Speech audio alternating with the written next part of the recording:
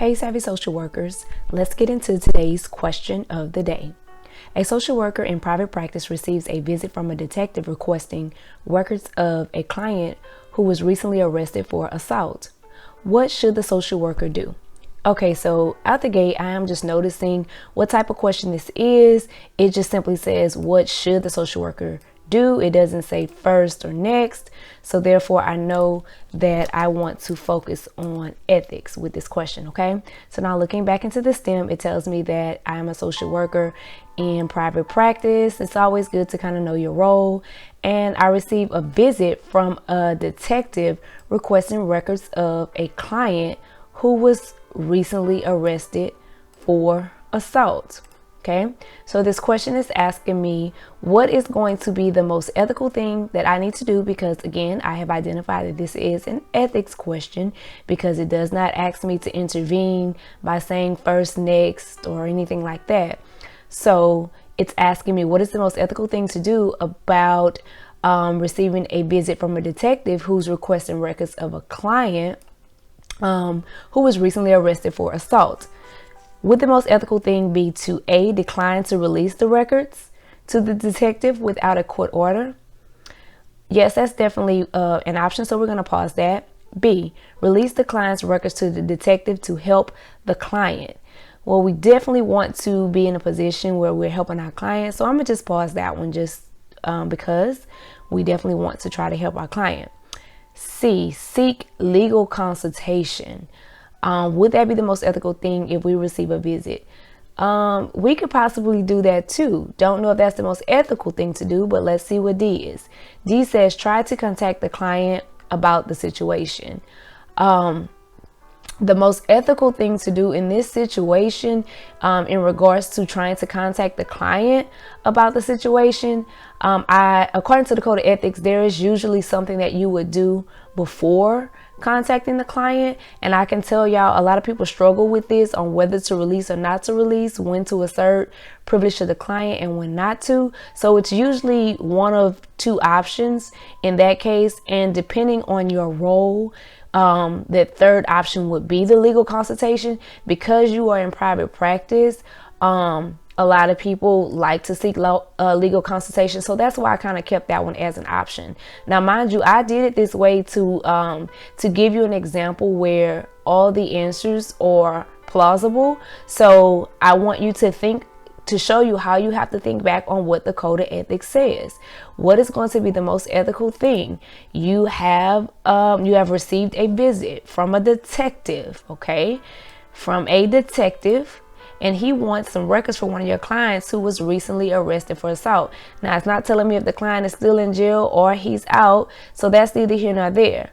Would you decline to release the records to the detective without a court order? Well, one of the things in the code of ethics that I know is that we do not want to just give off our clients' records, and we want to assert privilege to the client whenever it is not a court order. So A is definitely looking like my top answer right now. But looking at B as well, release the client's records to the detective to help the client. We don't know if releasing the records is going to help this client or not. It could actually push him back into a deeper hole. So because we don't know that, and because we want to assert privilege to the client and wait to see if the client wants us to release records in this moment, we are not going to do that. All right. Seek legal consultation. I would definitely seek legal consultation in private practice after I declined. After I know that they're looking for my client's records, then I know that I can assert privilege because there is no court order. So then I would definitely seek legal consultation, as well as try to contact my client about the situation. See, let me try to call him and see if he is even out of jail or whatever the case, before I just went ahead and released the records. So the most ethical thing would be to decline the release of the records without a court order, because it's coming from a detective. Now, y'all know if it was coming from a judge, this would be different. So again, seeking legal consultation is ethical, but we're looking for the most ethical thing. When it says what should the social worker do, I want y'all to understand that it just means the most ethical thing. And let me put this up here just for a mental note. So you're looking for the most ethical thing to do about the priority problem. And so again, this is not saying that that these are not ethical options. We're looking for the most ethical thing to do. We're always, as social workers, trying to be the most ethical, trying to make the most ethical decisions. Okay, so I'm stressing that because I really want y'all to get that. The social worker is only obligated to release records per court order, and that just simply means, you know, with a judge's signature. Okay, a detective or an attorney, all of that, you can't assert privilege to your client up front. Okay, so here's another one. This one is not a part of the question of the day in our Facebook group, but this is another question just for Lanyap. Okay, a social worker in private practice receives a phone call from a person who identified himself as a client's husband and states his name. You, the social worker, recognizes his name, meaning the husband that's on the phone, as the client speaks about her husband in therapy often. The man wants to confirm that the client has a therapy appointment tomorrow before he can take off work to bring her. The social worker should. Okay, so now, of course, you're not going to see should bolded like this on the exam. I did this for illustration purposes, just to show you that if it specifically just has should and doesn't say should first or should next, then we want to remember that that is strictly from the code of ethics. Okay, just like the last one we just did. So again, I bolded that and all capsed it so that you can see it again, that hey, this is how I categorize this one as an ethics question. All right, so looking at this again, we're in private practice again, and we receive a phone call. Last time it was a visit, this time it's a phone call from a person who identified himself as the client's husband and states his name.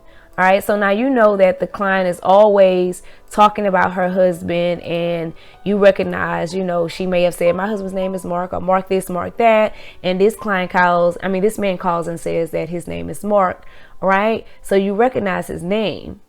So now the problem here is that this man wants to confirm that the client has an appointment tomorrow, because he said he needs to take off work and all of that. So again, this is ethics question. So you're looking for what is the most ethical thing I need to do about the priority problem, not so much about the presenting problem, which is, you know, the reason for this whole situation, but more so the priority problem.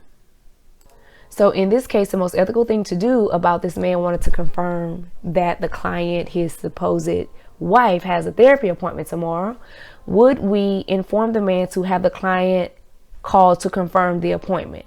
So basically, you're just saying, you know what, she can call and confirm her own appointment. Would we do that?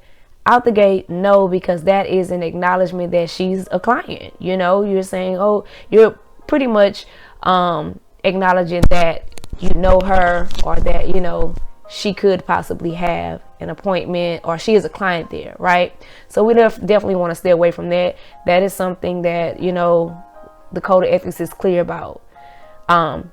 B, ask the man to contact the client directly for confirmation.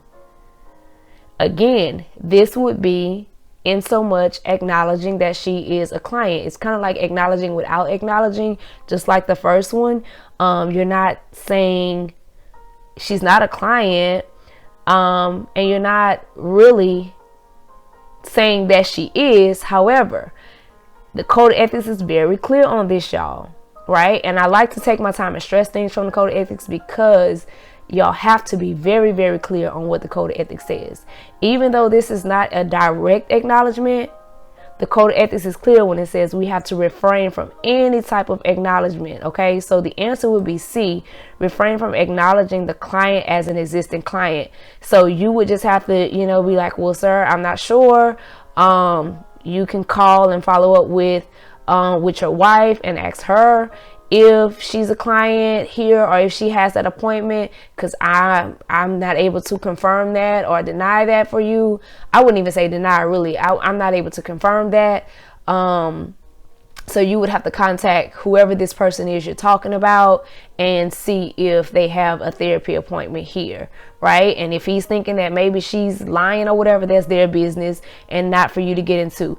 Your business and your job is to CYA and just refrain from acknowledging the client, period. Okay, since the stem does not provide any information as to whether the man knows about the client's treatment, even though she be talking about him, the stem does not say whether or not the client knows about the treatment, or that the client has given any written consent to disclose any information to her supposed husband. The social worker should not acknowledge or disclose anything about that client. Code of ethics, y'all. Remember, any questions you have, leave them in the comments, or y'all can email me if it's something specific. I want to hear from y'all. I want to make sure that y'all getting this so that y'all can go out and get that pass the savvy way, as so many other people are doing. And I'm finding that they are passing their exams a lot faster because we are using tried and true proven strategies that get you directly to where you need to be on this exam. So yeah, I take my time and I try to stress these things because I know how important they are and how easily overlooked they are. Okay, again, thank y'all for being here with me. If you have not subscribed, please subscribe, like the video, share it with your colleagues, because we all trying to get these passes out the way. Okay, until next time, thank y'all.